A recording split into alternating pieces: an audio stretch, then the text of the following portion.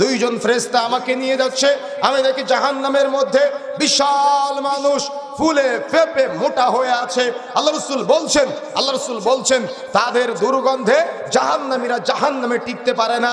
আল্লাহ রাসূল বলছেন তাদের দুর্গন্ধে জাহান্নামীরা জাহান্নামে টিকতে পারে না। মানুষ যেখানে তারা মল ত্যাগ করে এই স্থান যেমন দুর্গন্ধ হয়ে যায়, তার চাইতে বেশি দুর্গন্ধ সেখান থেকে ছড়াচ্ছে। আমি জিজ্ঞাসা করলাম এরা কারা?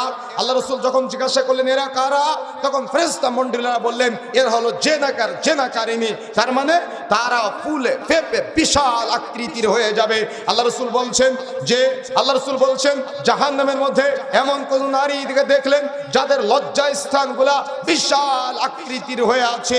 আল্লাহ রাসূল জিজ্ঞাসা করলেন এরা কারা? সাহাব ফেরেশতা মণ্ডলীরা বললেন এরা হলো জেনাকারিনী। তার মানে জেনাকারিনী নারী যারা আছে তাদের লজ্জা স্থান ফুলে ফেপে মোটা হয়ে জাহান্নামের মধ্যে দুর্গন্ধ